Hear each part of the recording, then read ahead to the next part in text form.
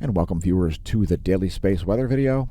We're looking at the in-depth stuff, fields and features. Starting out things looking at Earth's magnetic moment from space, we see a fairly homogeneous plasma environment around planet Earth at the moment, following the subsiding of coronal mass ejection strike number 2 of 3. We've got a bigger one coming.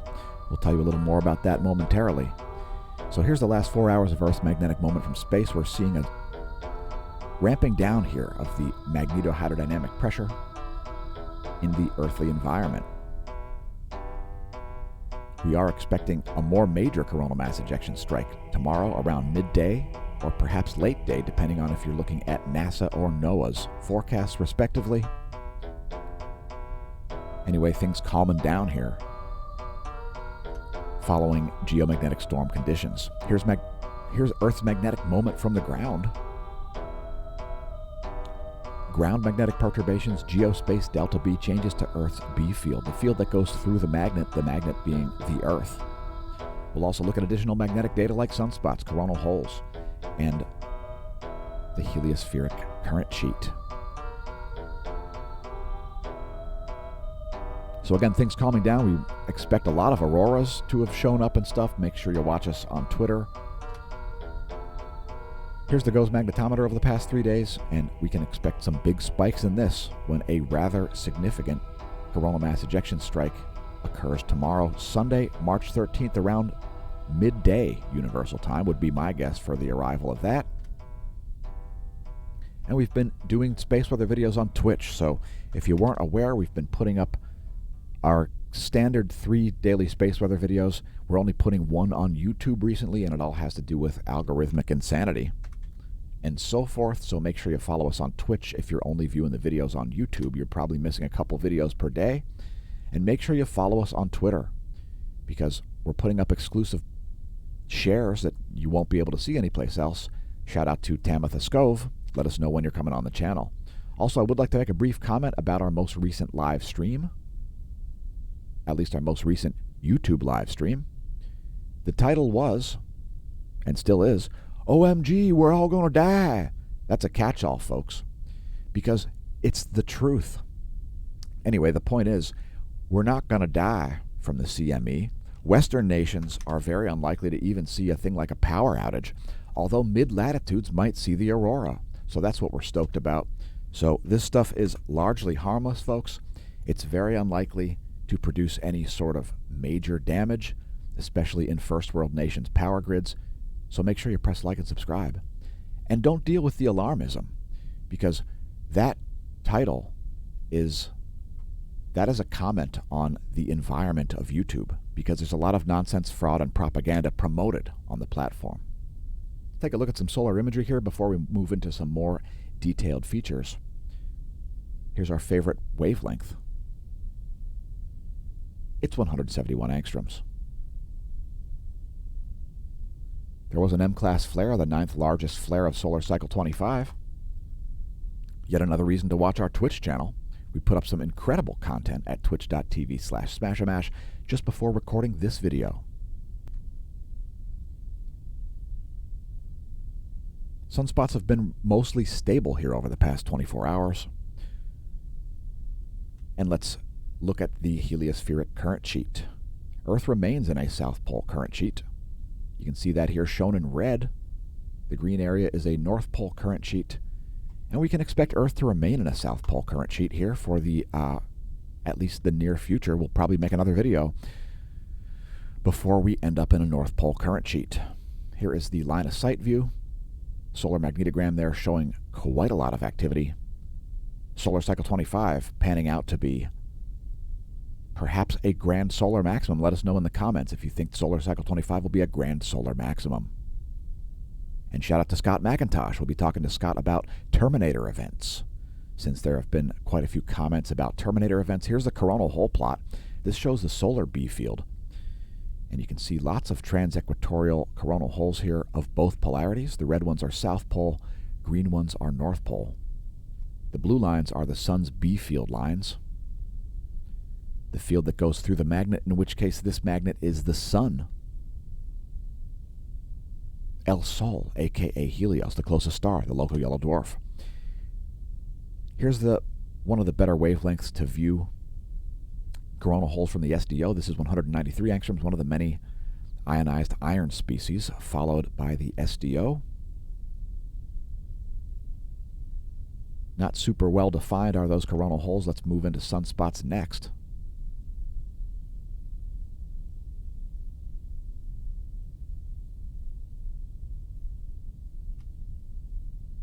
So likelihood of additional major flares is still quite high. You can see the solar flare probability up here, well over 60, well into the 60s as far as percentages. And quite a few named sunspot groups here.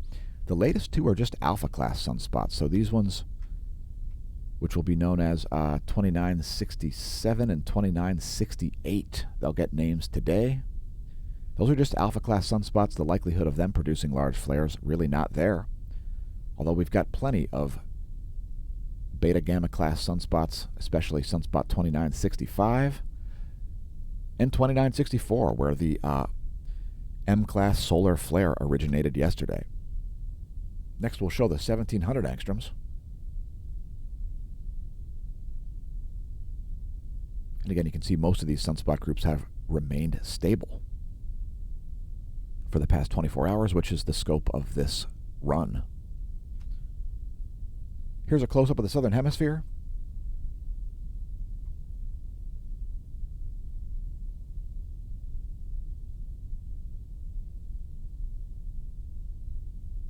Not a whole lot going on there. Tomorrow there's going to be a whole lot going on here. We may see auroras at mid-latitudes. So for all you viewers who aren't used to seeing auroras, get ready to see some, possibly. Will we see auroras in Lehigh Valley, Pennsylvania? Let us know in the comments what you think of that. And shout out to our viewers from all around the world. Here's a close-up of the flare-producing region. And you'll see a little bit of brightening here. That was the M-class flare. We'll let it play through a second time here. We slowed this down a bit. I think this is half speed. There's that M-class flare, that little brightening you saw. It'll show up in 1600 angstroms also. This is ionized carbon that you're looking at.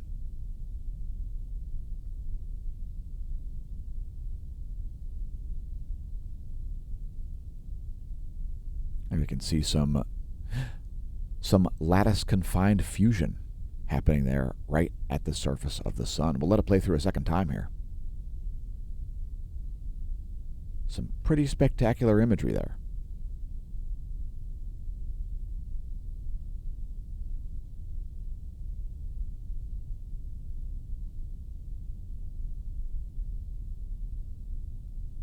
And by the way, congratulations on realizing the channel exists. We're putting up the most spectacular imagery of the closest star and the most in-depth analysis of the sun on the daily. Thanks to our new viewers, subscribers, Smash team, etc. We'll talk about that in a moment. So here's that M-class flare. The peak flux of that was around 2230 last night. I think I said it was early this morning. It was actually late last night, Universal Time. 2230 was the peak flux of that M-class flare, the 9th largest solar flare event of solar cycle 25 so far. And we'll skip over that 171 angstroms and close in. There's a close-up view in that wavelength of that M-class flare right there.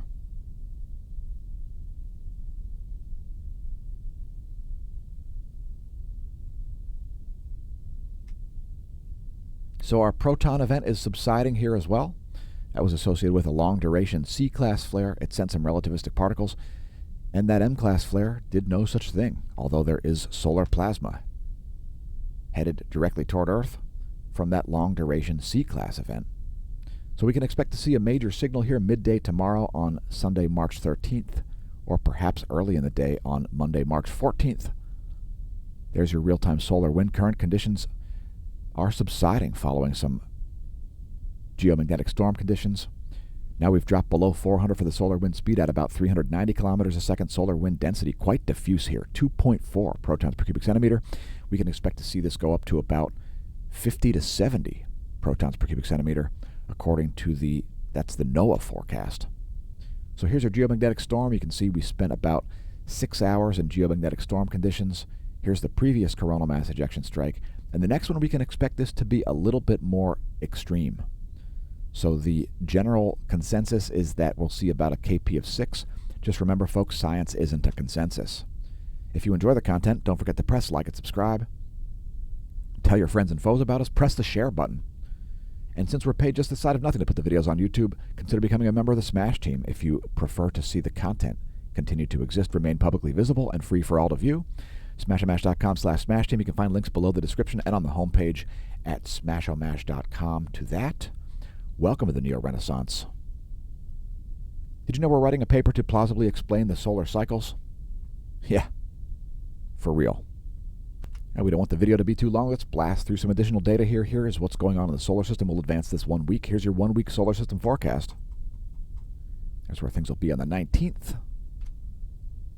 Here's what's going on above my head. We're located in Lehigh Valley, Pennsylvania. There's a star chart for you. The blue line is the galactic plane. The yellow line is the ecliptic. If you're up before dawn, you might see Mars, Venus, Saturn, and Jupiter all rising ahead of the sun. That star chart is from in-the-sky.org. Last but not least, we'll close out with the latest coronagraph imagery. That M-class flare was associated with a coronal mass ejection. It's not expected to strike Earth. It's expected, as we forecasted yesterday on Twitter, to miss to the southwest. It all has to do with placement and fields and coronal holes and lots of things going on.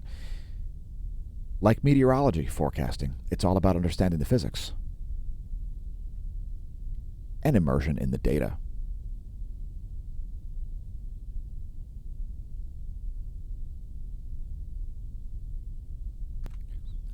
So that's where we'll have to end this one. Look for some additional content coming soon. Thanks for tuning into the Smash News Network, least busted name in news, and may that solar wind be at your back.